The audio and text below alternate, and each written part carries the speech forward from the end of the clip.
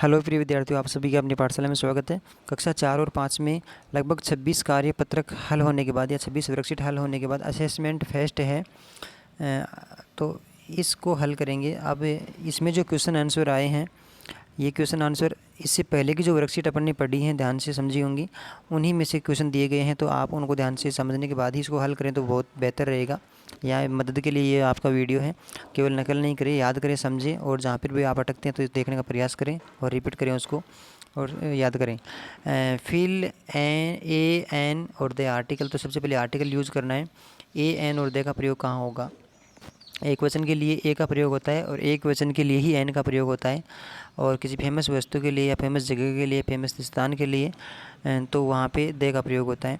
और अन्य भी कंडीशन में होता है तो उस हिसाब से एक ही चीज़ की दोबारा उसको मतलब उसी बारे में चर्चा की जाती है तो वहाँ दे का प्रयोग करेंगे। एन का प्रयोग वहाँ करेंगे जहाँ पर कोई भी एक वचन की वस्तु हो और उसकी जो शुरुआत है उच्चारण की उसकी वोवल साउंड से हो रही हो तो वहाँ पे एन का प्रयोग ज़रूर करेंगे अपन। इससे पहले वाली वीडियो में अपन समझ चुके हैं। क्वेश्चन नंबर 1 है, इसमें आई हैव ए पेन। तो पेन एक है तो इसलिए आई हैव ए पेन कर दिया। सेकंड नंबर में है my friend is using an umbrella. तो ए की ध्वनि आने के बाद में यहाँ पे एन का प्रयोग हुआ, एन अम्ब्रेला। नंबर 3 है इसमें Rohit wants to see the Taj Mahal. Rohit Taj Mahal देखना चाहता है। और अगला है taste of an orange is good. मतलब ऑरेंज, तो यहाँ पे ऑरेंज को देखना, यहाँ पे स्वर ध्वनि आ रही इसके उच्चारण में फर्स्ट में, तो इसलिए एन का प्रयोग हुआ। 5वें नंबर पे है द हवा महल इज इन जयपुर। तो हवा महल कहाँ है? जयपुर में है, तो यहाँ पे दे का प्रयोग करेंगे। नेक्स्ट है क्वेश्चन नंबर 3 है इसमें। इससे पहले क्वेश्चन नंबर 1 इसमें कट हो चुका है, ये टाइपिंग की मिस्टेक हो सकती है।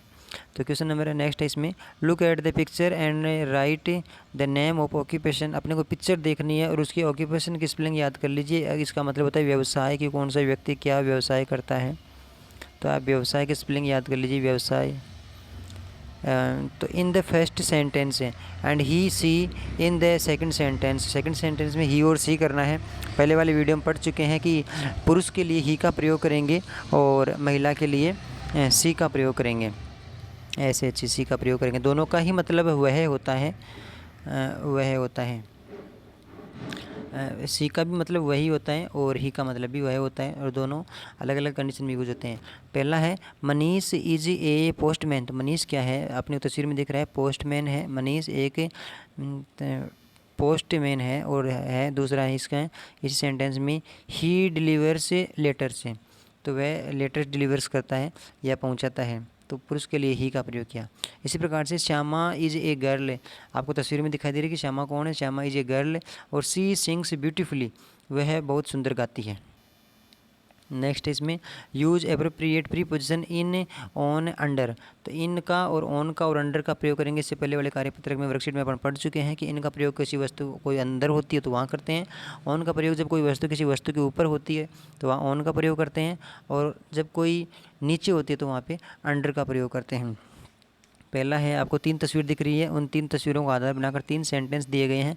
Dog number 1 is on the car. तो डॉग नंबर 1 कहाँ पे? ये 1 नंबर है और ये कार के ऊपर बैठा है, तो ऊपर बैठा है इसलिए ऑन का प्रयोग हुआ यहाँ पे, ऑन द कार। इसी प्रकार से dog number 2 is under the table. ये टेबल के नीचे बैठा है, टेबल को छू भी नहीं रहा है, तो इसलिए अंडर का प्रयोग करेंगे यहाँ पे।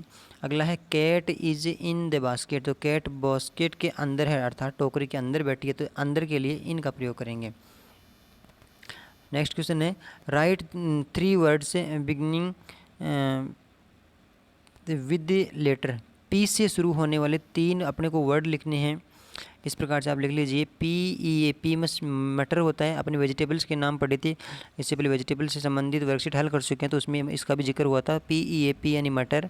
इसी प्रकार से पैरट यानी तोता, और पिकॉक यानी मोर। तो आप तीनों को याद कर लीजिए और आप ए से लेकर जेड तक जितने भी स्पेलिंग हैं, लेटर्स हैं, उनके सबके ऊपर ही 3-3 स्पेलिंग याद कर लीजिए, तो उसमें बहुत आपका लिए फ़ायदा रहेगा। नेक्स्ट है identify the parts of body and right their names. अपने को बॉडी पार्ट्स को पहचान करना है चित्र देख करके और फिर उनके नाम लिखने हैं। आपको दिख रहा है यहाँ पे ये कान का चित्र है, इससे पहले वाले में अपन हल भी कर चुके हैं। इसको ईयर बोलते हैं, ई ए आर, ईयर यानी कान। इसी प्रकार से ये टांग का चित्र दिख रहा है, एल इज लैंग यानी पैर या फिर टांग बोल दीजिए।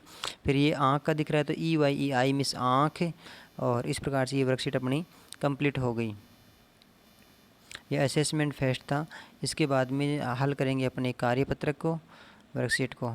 तो अगले वाली वीडियो में फिर मिलेंगे, तब तक के लिए बहुत बहुत धन्यवाद। चैनल पे आप नए हैं, सब्सक्राइब तो आपने कर ही दिया होगा, और बेल आइकन ज़रूर दबाएं और लाइक भी ज़रूर करें, और जुड़े रहिए चैनल के साथ में। धन्यवाद है।